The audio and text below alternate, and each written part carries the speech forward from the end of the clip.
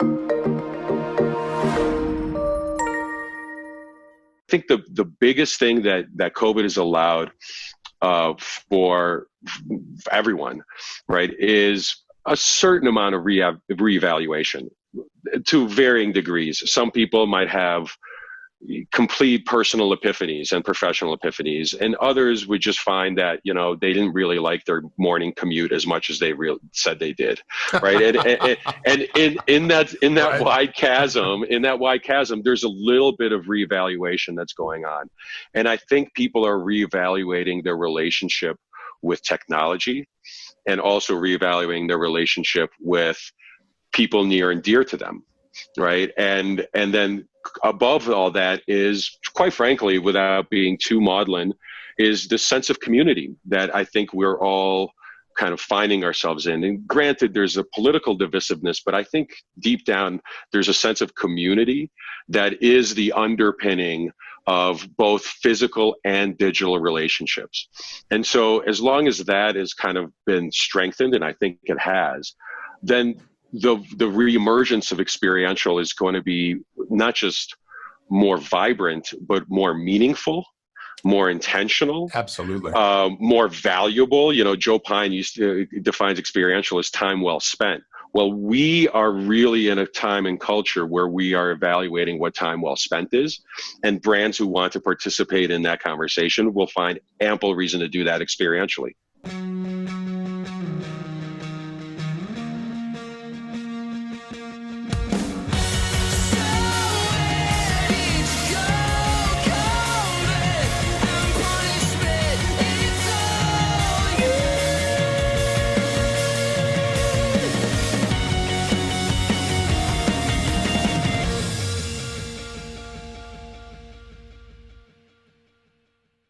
Hey, everybody. Welcome back to yet another episode of EventSpeak with me, Big John, CEO of Beyond Experiential.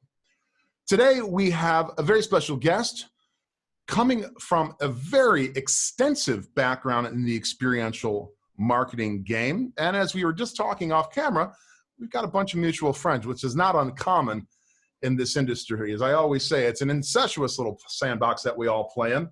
But our guest today, Max Lenderman, is the former director of experiential at Crispin Porter, former ECD at GMR, and currently writes a experiential fanzine, if you will, called Camus, C-A-M-U-S.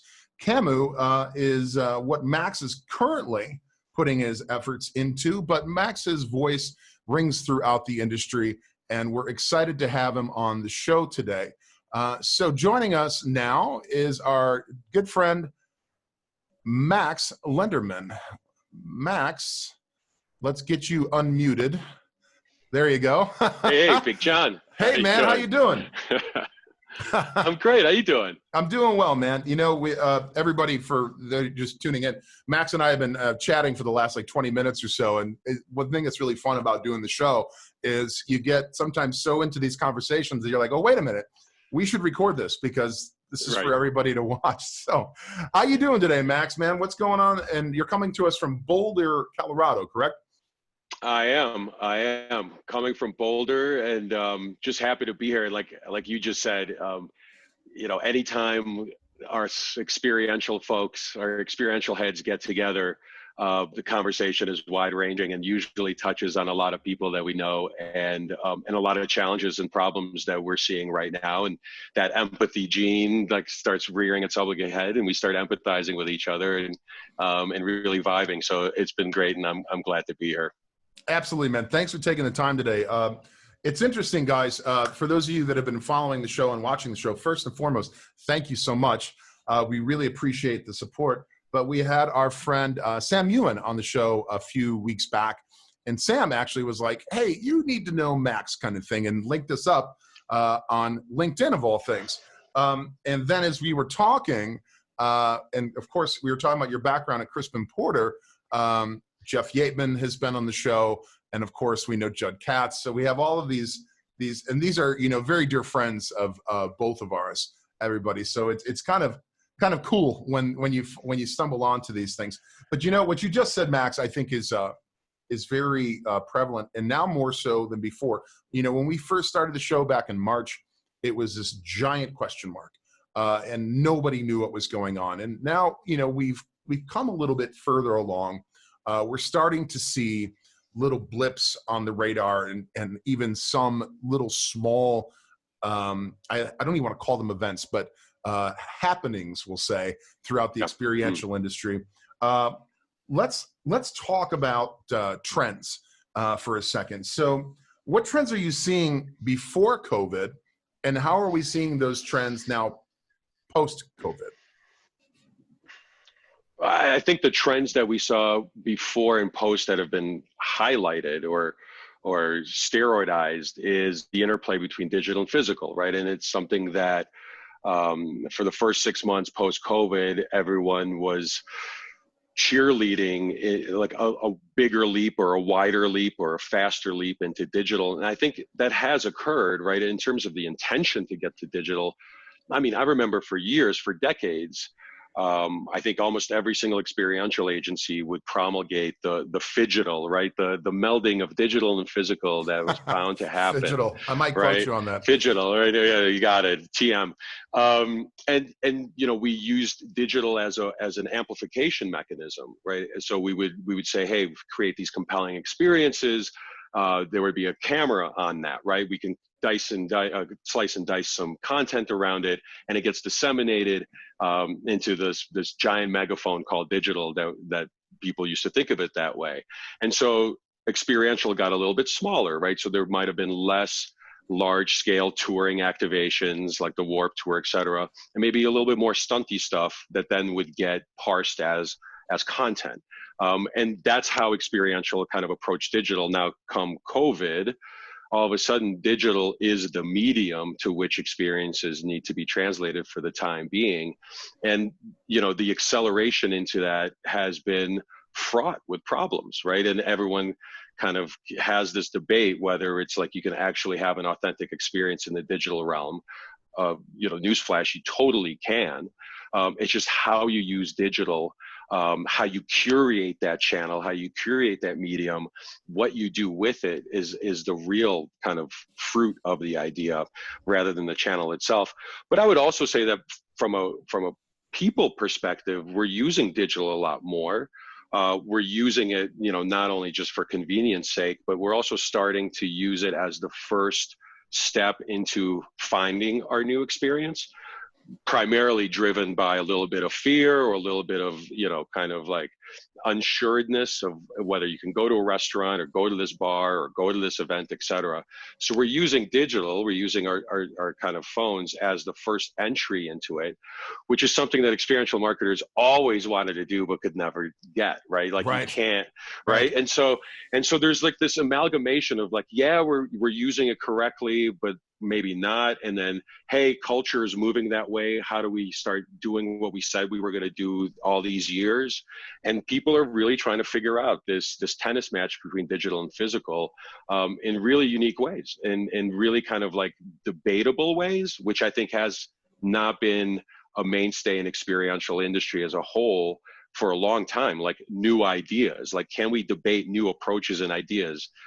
As an industry, that hasn't happened. So digital is moving us in really cool, uncharted territories. It's something where you said it earlier off camera that, necessity is the mother of all invention. And I feel like what's happened is, while this has probably been in everybody's kind of the back burner of how do we integrate digital more into our experiences and what we're doing in experiential, but there's never been the absolute need to look at something that was solely based in digital, because we always had the opportunities for the large scale events, or even just, any event where you're going to have access to consumer interaction. Then all of a sudden it's like, now everything has to be digital.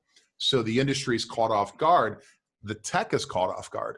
But as we've even seen, I think since March, we've seen the tech grow so much, and we've seen it come leaps and bounds.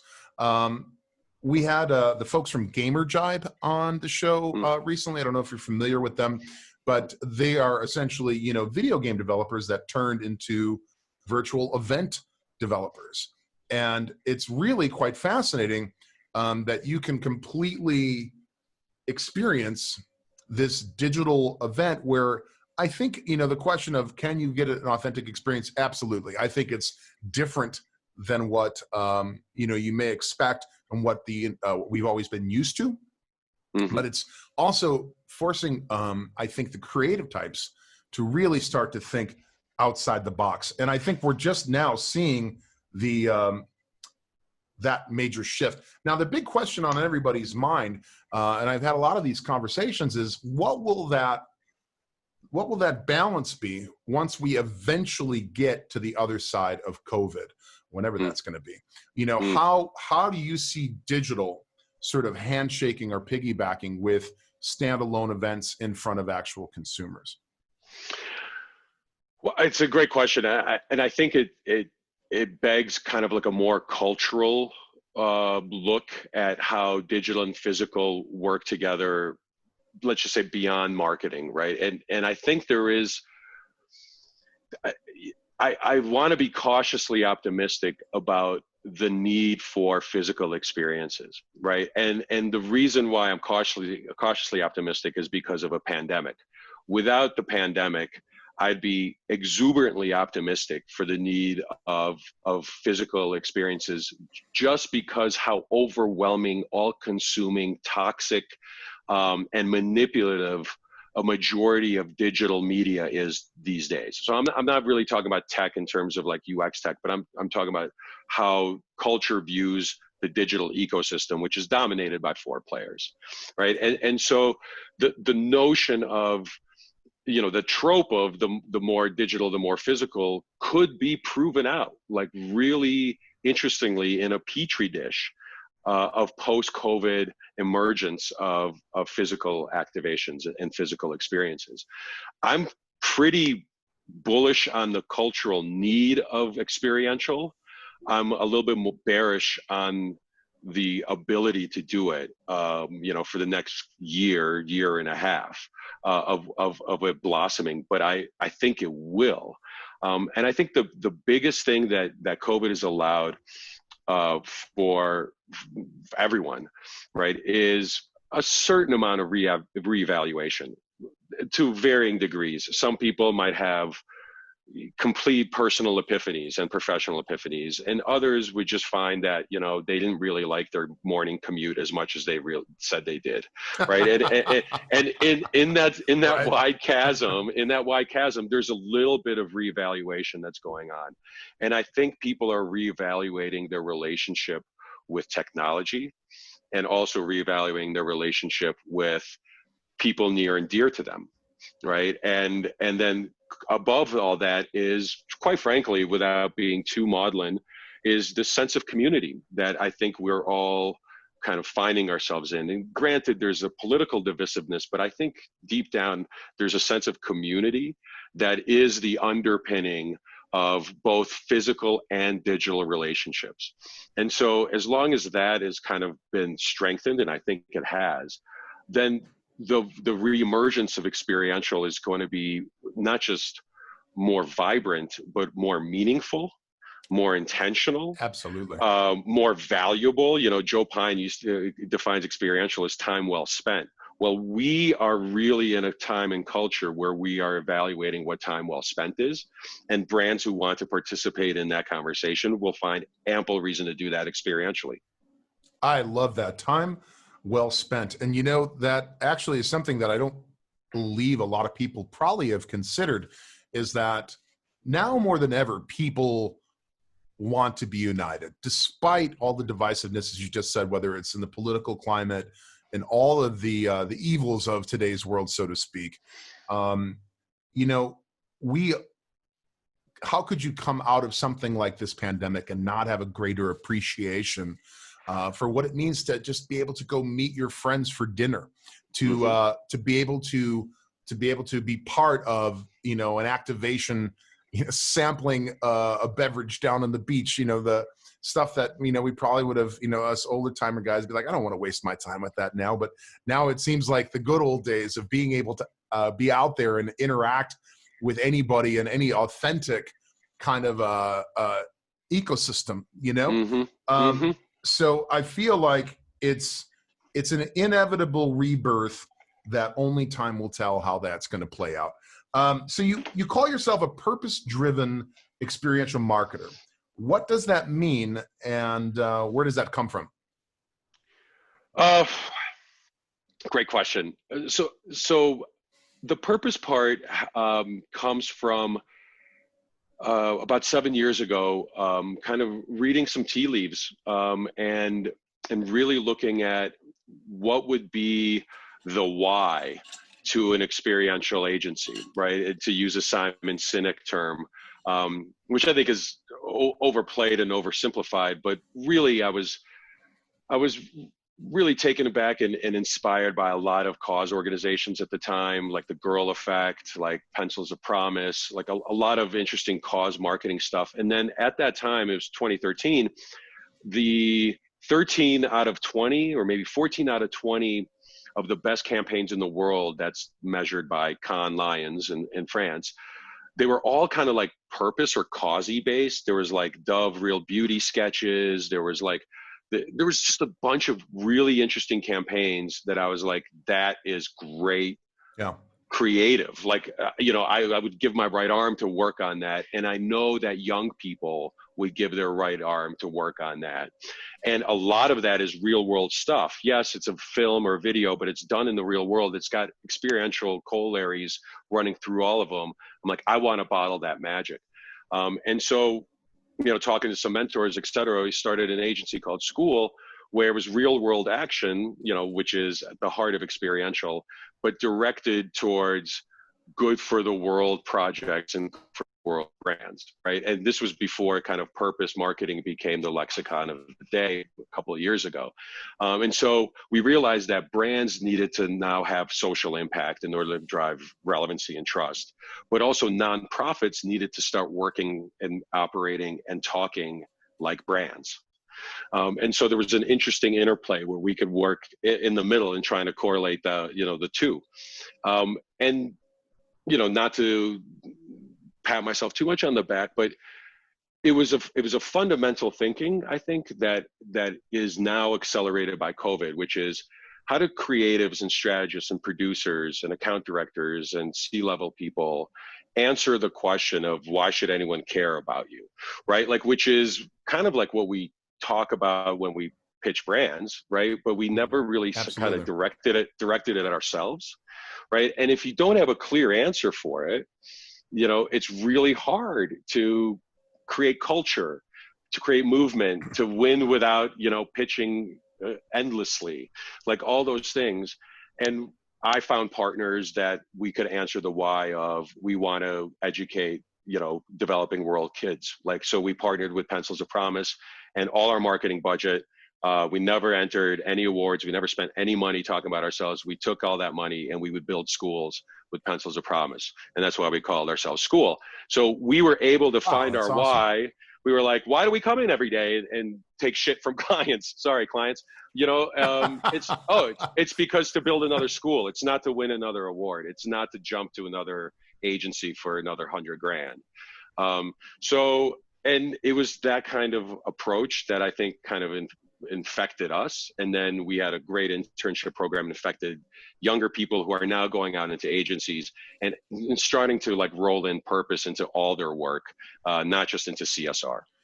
It's supreme value creation for all the right reasons. And I firmly believe that what you're talking about, first and foremost, that's amazing. I think that companies like Tom Shoes have showed us that you can do something that comes from a humanitarian aspect. You could do something that creates value, that gives back to the community and even to the consumer, and at the same time, still manage to be profitable and grow and be able to, continually expand that mission. So now, from School, you're now writing this experiential zine called Camus. It's Camus, CAMUS.com. Tell us a little bit about Camus and what that is and why people should know about it. It's a great question. I mean, it started, I mean, it's, you know, I think in the time of pandemic, it's really good to go back to some of the earlier things that made you fall in love with what you do. And I was, you know, I was a trained journalist in New York before I became a creative director at advertising agencies. And we used to write like zines for, you know, like hardcore and punk and ska zines in New York. Really? Yeah, and it was just, Awesome. it was cool shit. And then I moved to Montreal and we started a zine there, as you know, like around the same time as the Vice guys. It was always part of kind of like my um, quiver of expression, right? It's not really artistic, but it's writing.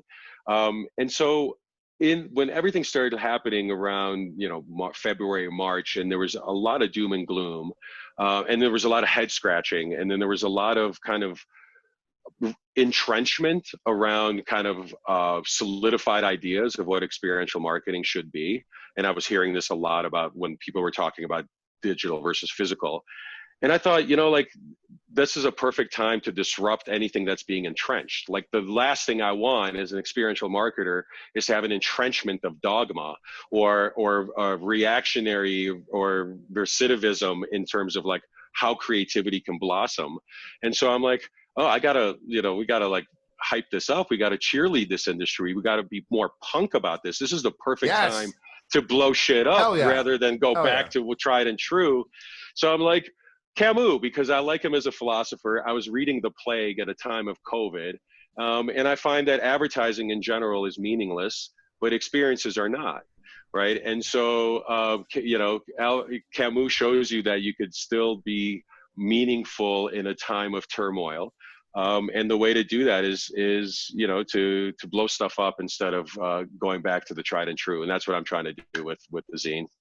I love that, man. You know, anybody that knows me knows that I have roots in the punk community, and something that I feel like a lot of folks don't necessarily embrace is that punk is very much it's an attitude, and its approach to life is as much as it has to do with the Sex Pistols or NoFX or any music that you could line it up with, you know.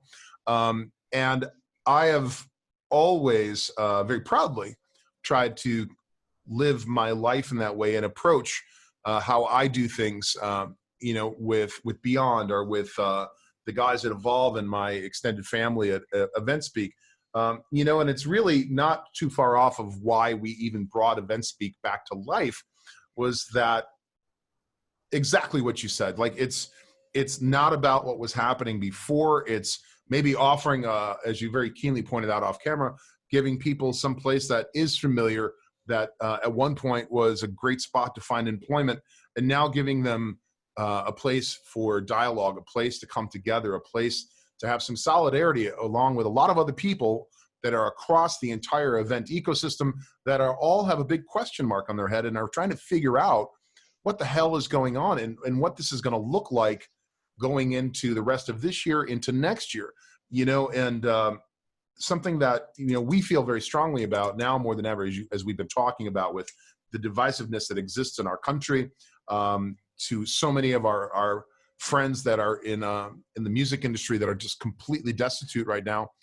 Now more than ever, we need to unite people, and we need to create dialogue. And that really, I believe, is the secret across the board in life of how we're able to start moving past this. It's about being many in body, but one in mind. And that's, of course, a lot more easier said than done. So something I like to ask all my guests, Max, is, since we've covered a lot of the brass taxes of what you do and what you've done and what you're doing, what have you been doing to entertain yourself? Like, what's for dinner tonight? What is Max getting into to keep himself busy when he's not working, when you're not doing the things you do at your zine? What is a good time? And as I said, being the foodie that I am, what's for dinner? What's for dinner tonight is tacos. Oh, yeah. Yeah. So, you look, I think where I find a lot of joy these days is quite frankly, I know this is going to be so trite and cliche, but like spending more time with the family. And I'm laughing and I don't even know why, because it's like, I'm listening to myself like, oh my God. But it's something that, and we talked about like experiential tours, right? Or running an agency or being a creative or a strategist. It's such a peripatetic lifestyle, right? Like you're always on the go, you're always moving. I don't know how many times, we've missed birthdays and celebrations and Holidays important and things, moments, holidays. And then I've never factored in my life like the actual travel time to the amount of work that I did, before COVID.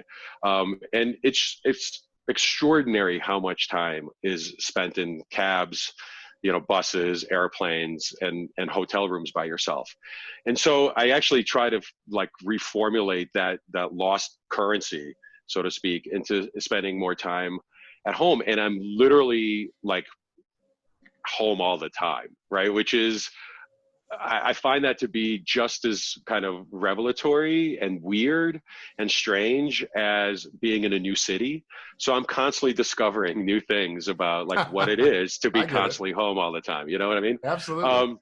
But I still kind of like try to pluck my way on a guitar every once in a while. I'm a big English Premier League soccer fan, so I wake up early on the weekends, and basically try to spend my time well spent, and wisely as much as I can. More value creation, Max. Absolutely. No, right. I hear you, man. The Fender acoustic that's behind me there was actually a recent acquisition, and decided that was now more than all right. Might as well pick up the guitar again. It's been a while. And it's just been, it's interesting what you said. I agree with that very much. After literally the last decade and a half of my life where I was constantly on the go, and especially back when I was touring full time, being home now, where I've been home pretty much since, let's see, the last thing I did was I was at Sundance with my clients from Stella, and that was back in February, and I've been home since February. That hasn't happened ever. I don't ever, right. I don't know. So right. it's been exactly that, kind of reacclimating myself and discovering new things for ourselves at home. But Max, I want to take the opportunity to sincerely thank you for joining us on the show today, and let everyone know where they can reach you. First and foremost, you can find Max and all things Max at his website, which is Max Lenderman, MaxLenderman.com. And for his zine, Camus, it's www.itscamus.com. And of course, here on the EventSpeak network, where we're going to, obviously, as our good friend Amanda Younger says, continue the conversation. This is Big John, once again, thanking each and every one of you for joining us today and reminding you to take care of yourselves and each other.